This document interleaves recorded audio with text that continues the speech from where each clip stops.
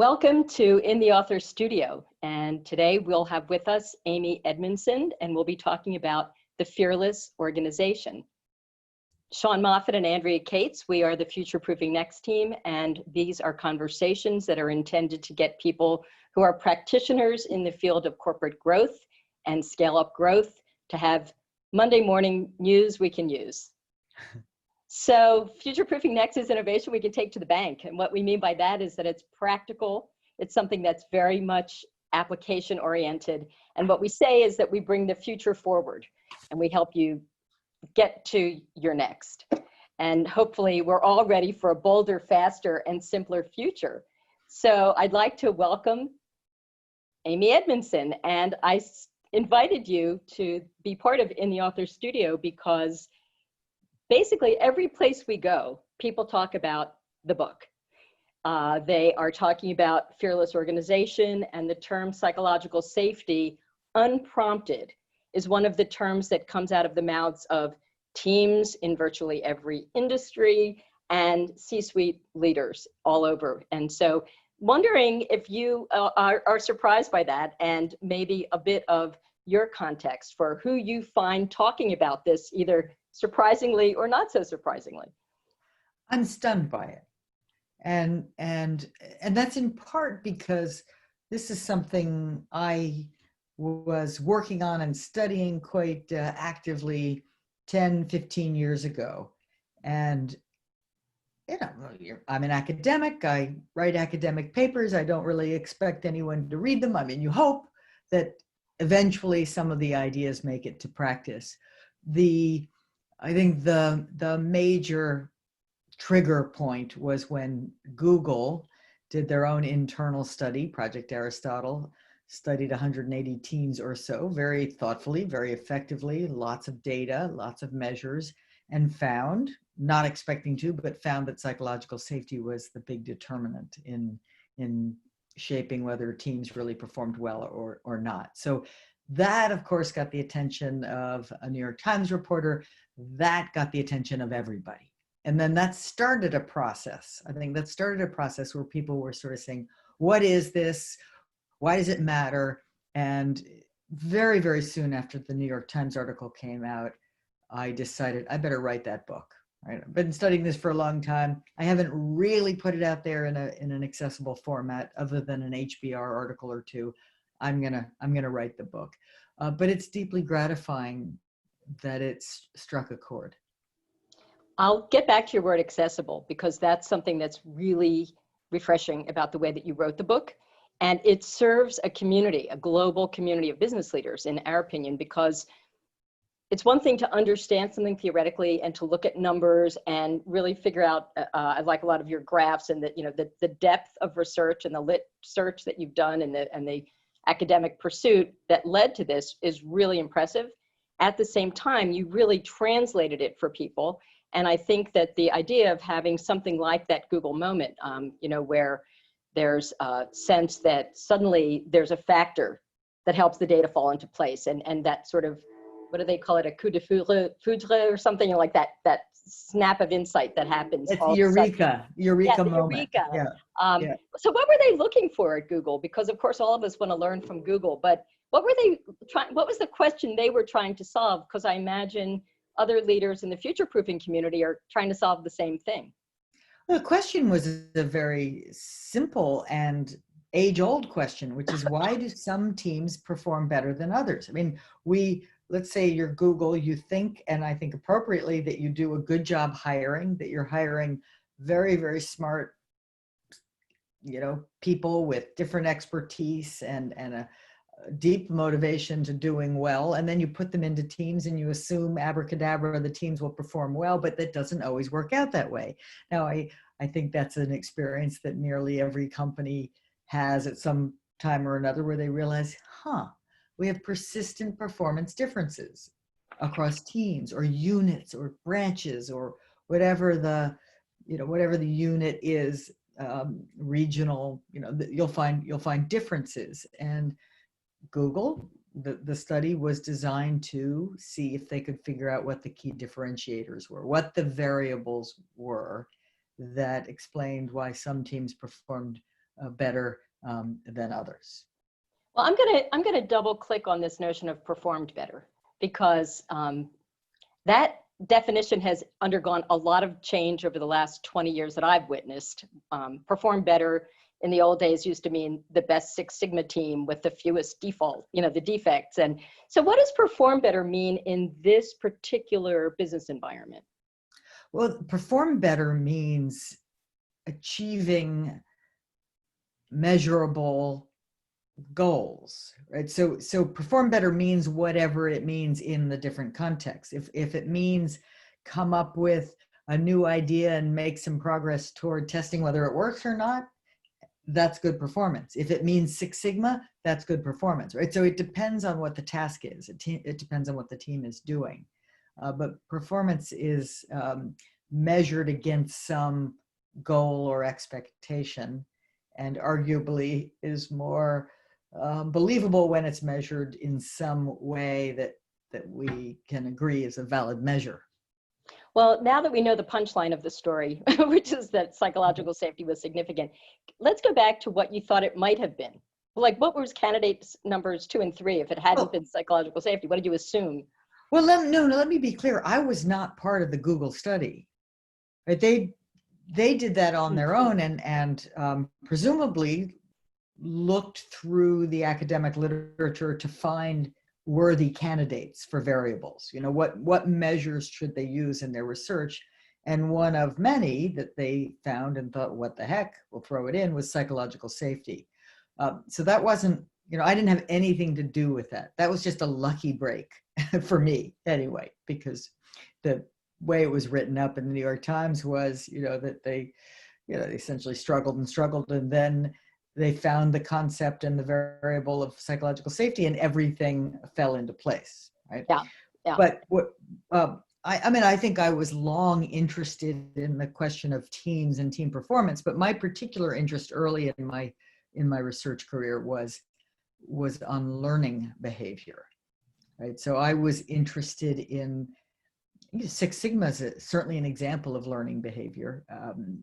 Physician and nurse teams coping with the ever-present reality of medical error is a context where learning behavior is desperately needed and turns out to show variance as well. Right? Some do better at learning than others. So my original research was to explain differences in learning behavior, and I stumbled into differences in what I initially called interpersonal climate.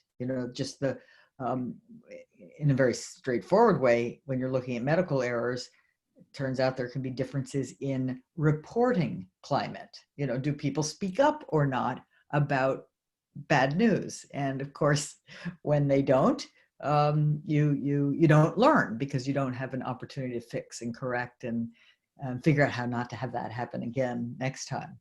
And you've put up this wonderful slide with Wells Fargo on it, which of course is a very visible example of an organization where the bad news wasn't traveling up the corporate ladder and leading to a sort of persistence of all sorts of problematic behaviors, non-learning behaviors, and in fact, fraudulent behaviors ultimately, because frontline service folks and frontline sales folks found it impossible to say that the performance demands that were being put on them, in fact, were unrealistic and couldn't be achieved in the markets in which they were operating. So they, famously sort of made stuff up and all sorts of other problematic activities.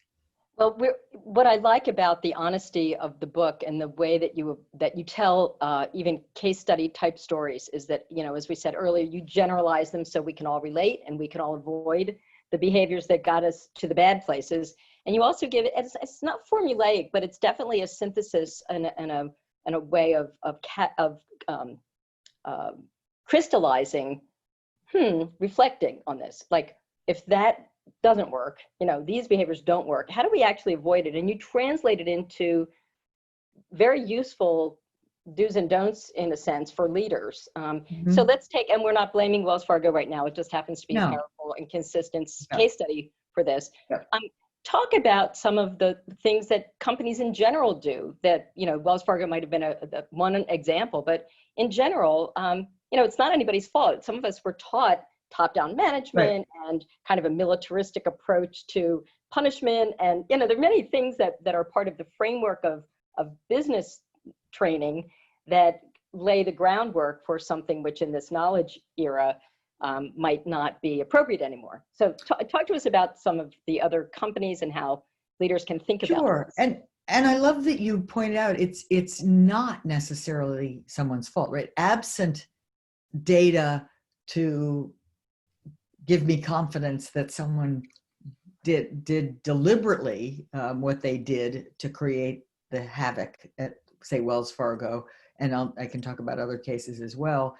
Absent data to say that was deliberate, I always assume it's inadvertent. I assume that, as you put it so nicely, that people have, by and large, taken for granted theories or strategies for how do you get the best performance out of people. And unfortunately, a lot of those taken for granted strategies are based on fear. But they're based on the idea, whether it's conscious or not, that if people are sufficiently afraid of missing the mark, they'll produce. They'll do what it takes, and they'll produce what I've asked them to produce.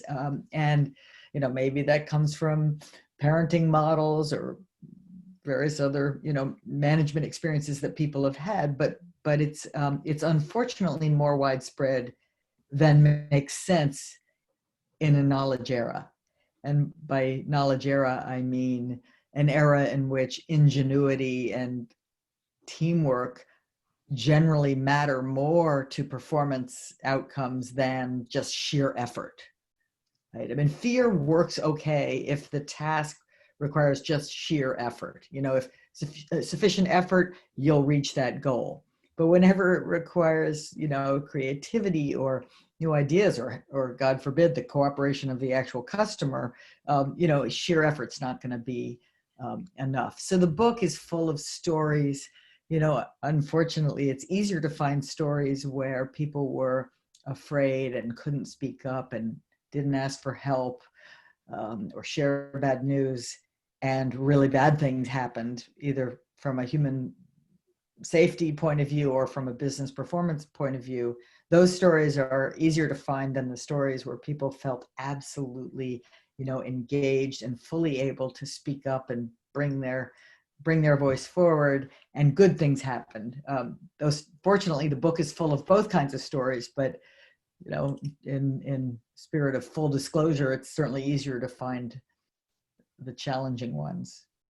Well, I'll think of this from a sort of systems perspective too, because if we think about incentives, things don't change overnight. And so you can have asynchronous development where you're very well intentioned, but unfortunately people are smart and they'll, like at Wells Fargo or wherever, there's an incentive system that rewards for a certain thing. So even if a leader intends something, people figure out how to get their quarterly bonus or whatever it might be.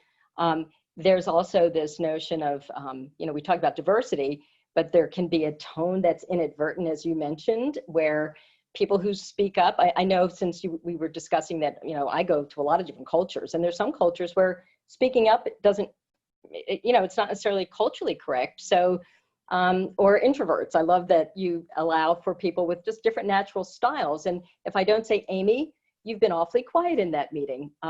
Is there something you'd think we need to look at? Yeah. People might not step forward, even if they, in their minds, have something to contribute, Right. counter to the norm. Right. I think that's, we miss, most of us as human beings, and certainly as managers, are prone to the error of assuming silence means you don't have anything to add. When in fact, silence does not mean you don't have anything to add. It means you may or may not have something to add, and you may have something to add, but not feel clear that it's going to be welcome, or you worry about the what people will think of you, and so on. Well, I'll share a quote that I love, which is high standards in a context where there is uncertainty or interdependence combined with a lack of psychological safety is a recipe for suboptimal performance. Now, I'm pretty sure you said that, so maybe you don't want to like comment on yourself, but I love this quote. I feel kind of like I need a t-shirt with this quote. But, give us your take on. Sure. I mean, maybe looking at it, it's a little wordy, but I agree with you. I love the sentiment behind it as well, because basically what it's saying is, again, this idea of having, we have taken for granted or implicit approaches that we use to be effective.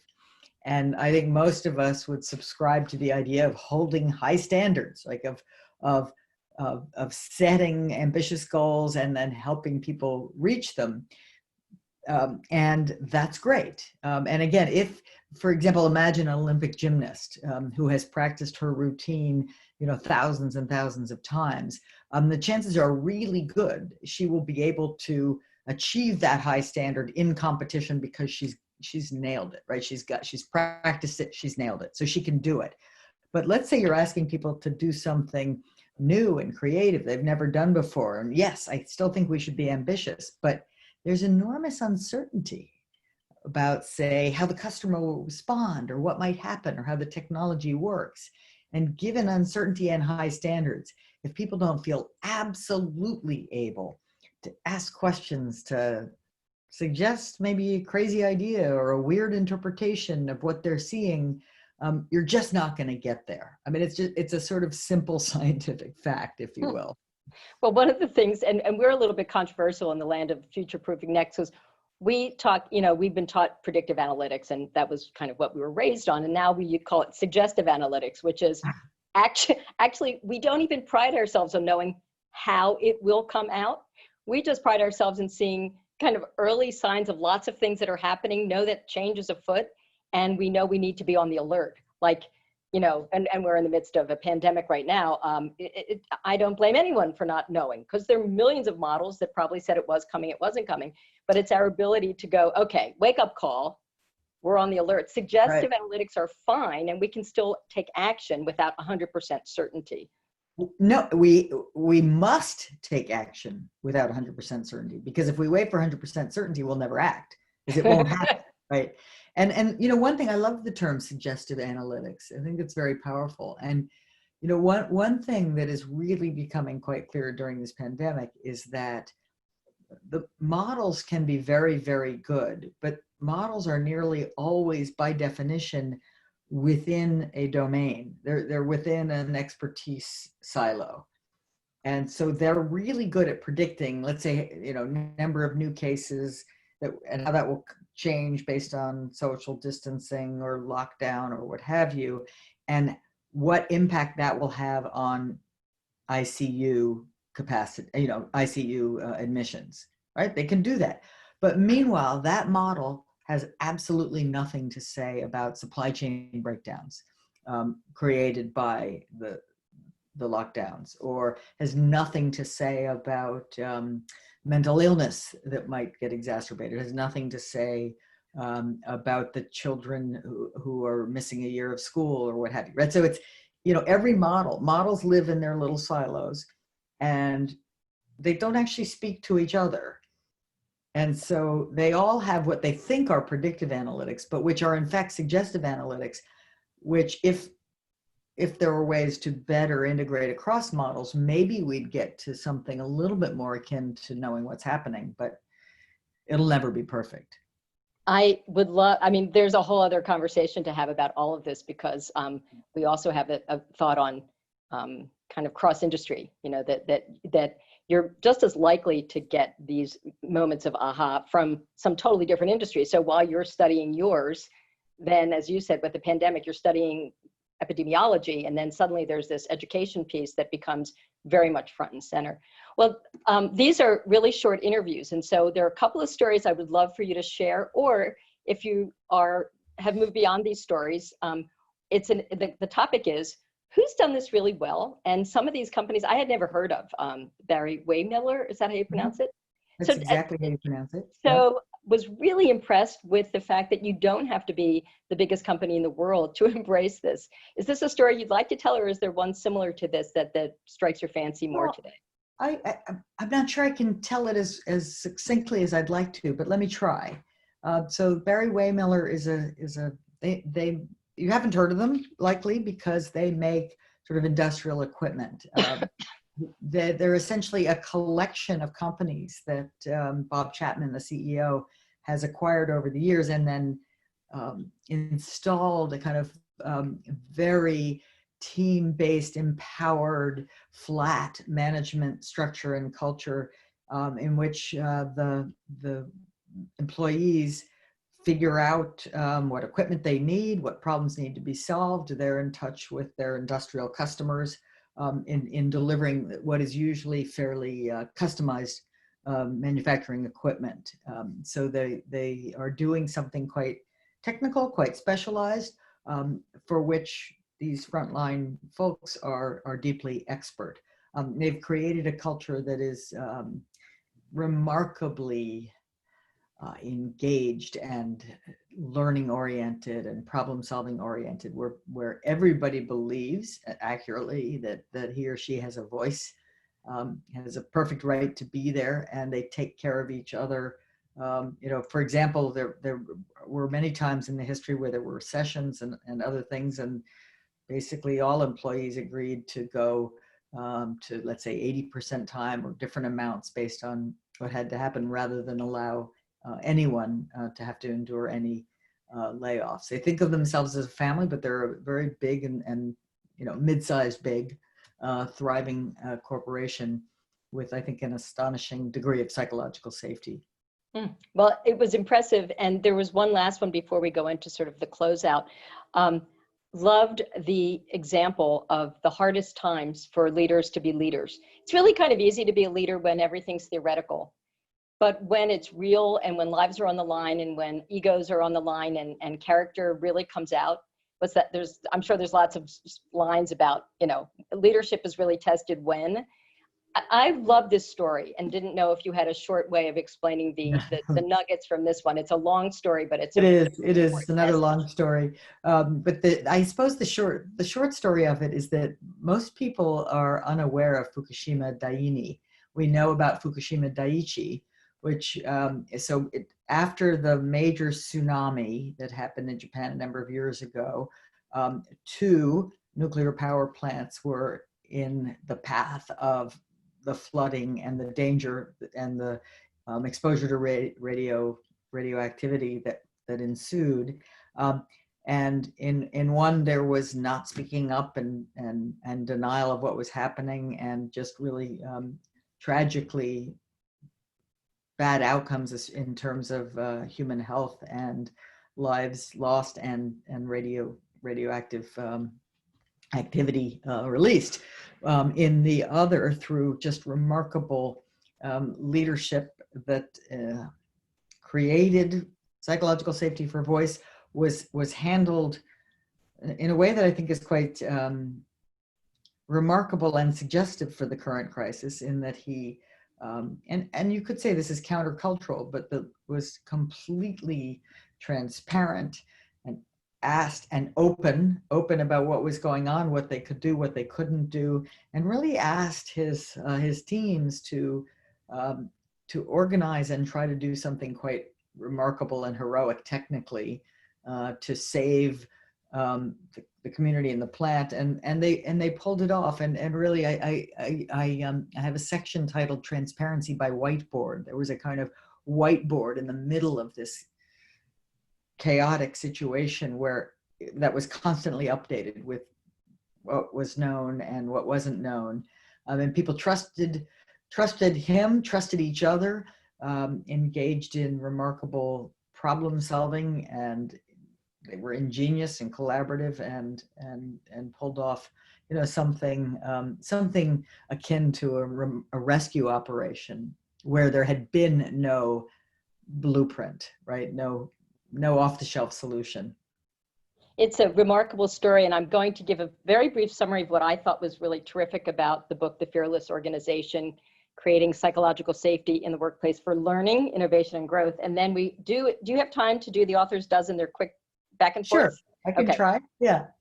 So this is a gorilla, and I think that the reason, and I say this because it's sometimes a podcast, we have up on the screen Oh, a picture of a gorilla, and people always talk about that famous thing where there's a gorilla that runs through the scene and nobody sees it, you know. So, and then yes. of course somebody says there's a gorilla, and then the next time you watch the footage, it's completely obvious that there's a gorilla running through the scene.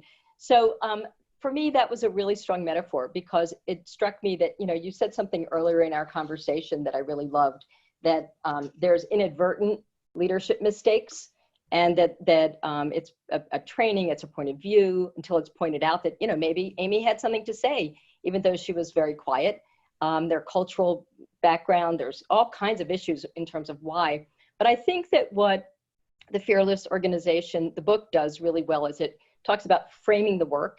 So it allows people to know what to do, not just understand how to get an A in a course. Not that anything's wrong with academia. Motivating effort, because we are, as I think you said, you know, pretty well intentioned as leaders, but how to get others to either think the way we do or do what we want them to do is not a set of muscles that we might have had. I loved your examples of situational humility, because some of us trained to be, you know, like I was saying, predictive analytics, we're going to be right. We're going to be the model that works. And right now, being comfortable saying, I'm 80% sure, but we're going to take some action anyway, is a very different set of muscles.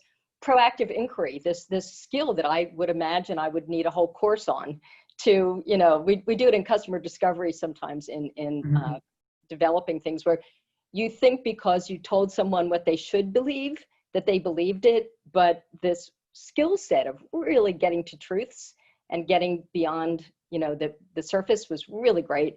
And I loved your structures for input that are very easy to understand, probably hard to do. Yeah.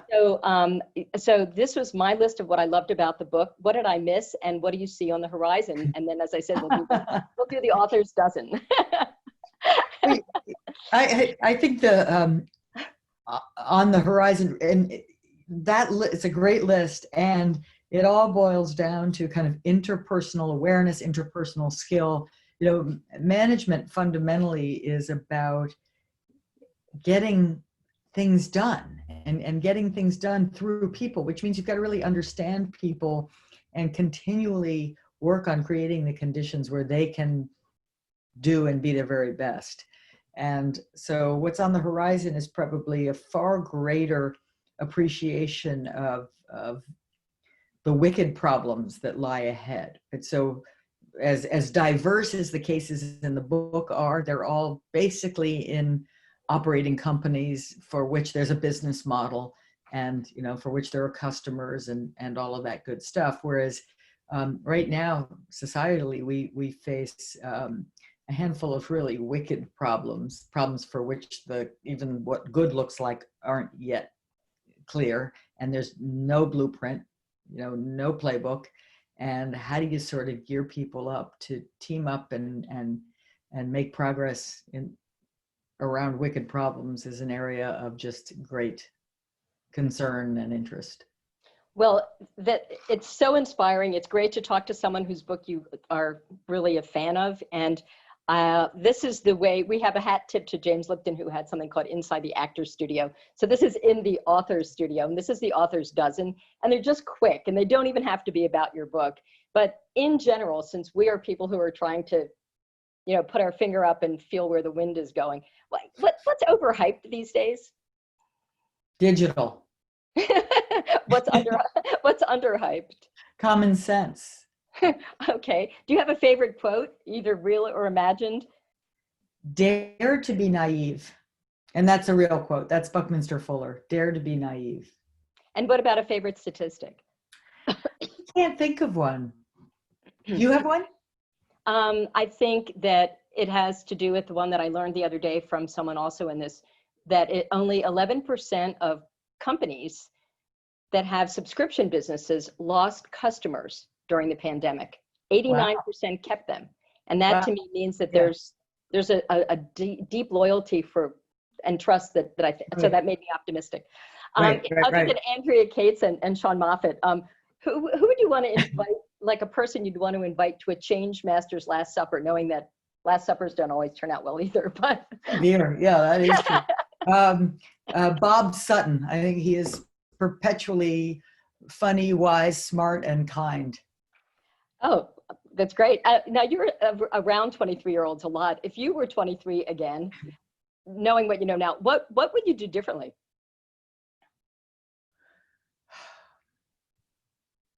Be kind, be more kind. Mm.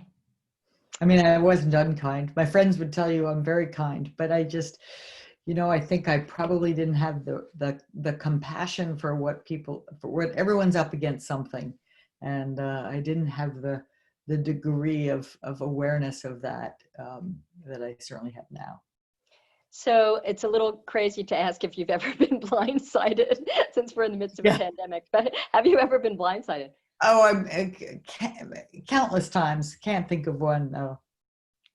Okay. A company that we might, I don't know, that we might have heard of that you admire today.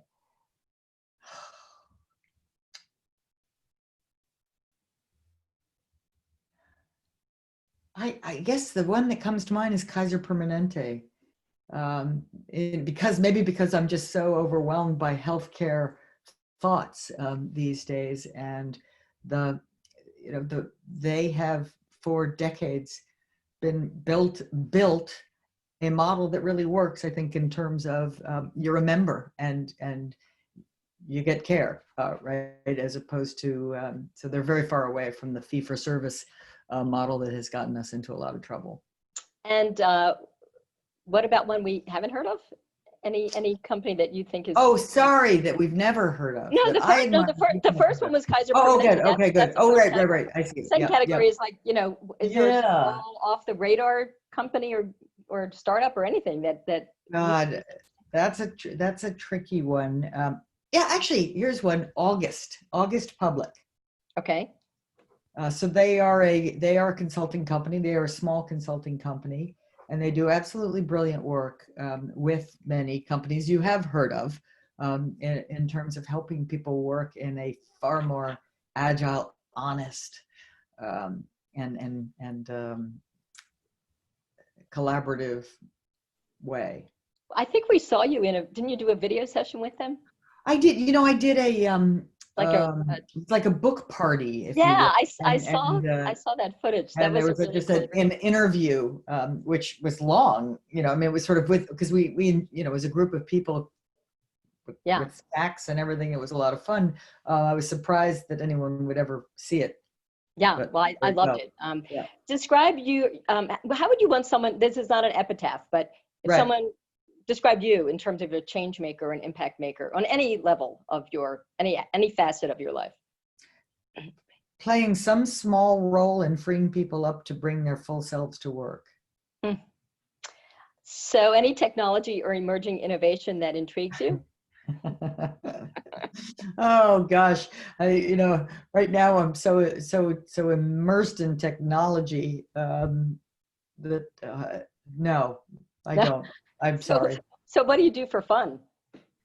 I sail. I race sailboats. But not really good. Not something I can do very often in the non-summer months around here, but it is a lot of fun in the summer. Well, I'll close this out, although this is a conversation that could have gone on at least twice as long, but I'd like to thank Amy Edmondson. I learned a lot. I learned about, first of all, we do have to have an offline about this notion of suggestive analytics. We think we're onto something. Would love to pick your brain about it. And also this idea that people have deliberate as well as inadvertent behaviors that lead to the kinds of outcomes that they either do or don't want. And the awareness about that, the awareness that takes a lot of different people to make a team be really functional and succeed. It's terrific. And I love the way that you approached it. I love the way you talked about it.